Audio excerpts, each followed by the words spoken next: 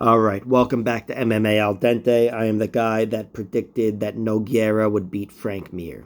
Don't forget it. All right, AJ Dobson versus Armen Petrosyan. Really good fight here. This whole card is fucking awesome.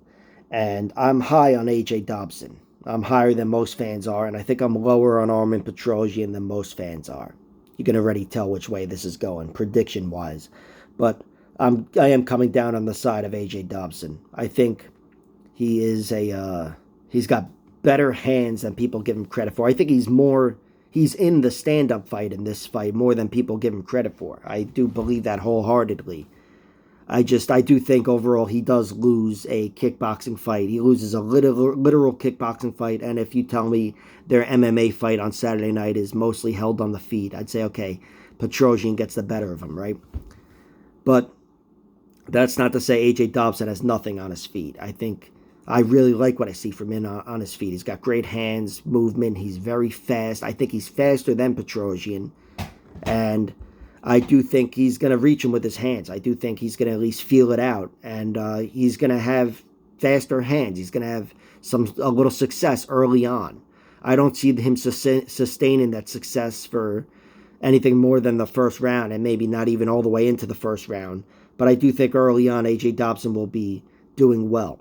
Petrosyan is a guy who, he's deceptive like that. He doesn't throw as much as you would want him to, knowing how good of a kickboxer he is, but that's because I think that's level one. His first line of defense to his takedown defense is his movement, because after that, when it starts getting into, sprawling and cross-facing and whizzers and whatever, he's just not there.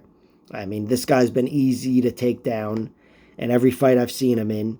And while Dobson is not the wrestler that Jacob Malkoun or Kyle Baralho is, he is a wrestler first and foremost. This guy started wrestling in Ohio, by the way, and he trains in Ohio with Mark Coleman, and Matt Brown, which Matt Brown does have that first victory over Wonder Boy, the young hot kickboxing prospect that was destined for greatness, and it was Matt Brown who took him out early. And a lot of that was with Top Control. So AJ Dobson, I think he knows what he needs to do here.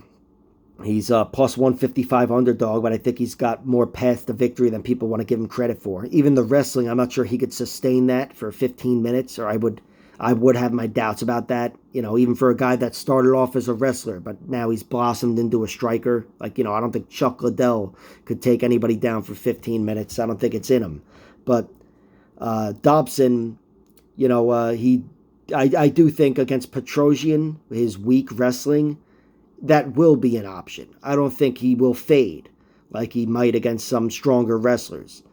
And look, even on the feet, Petrosyan, like I said, he takes over the fight and absolutely chews him up in rounds 2 and 3, maybe even round 1. But I do think AJ Dobson, there's something to be said for him having a striking advantage, or at least closing that gap in round 1 when he's fully athletic and fresh as a fighter.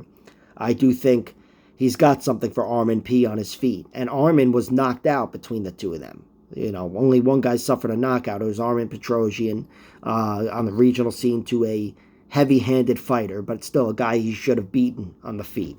And, he was beaten with hooks there, but still, his chin failed him and he went down. And that could happen here. I think it's only really likely to happen in round 1 for AJ, and then after that, if it's on the feet and it ends with a knockout, it would go to Petrosyan.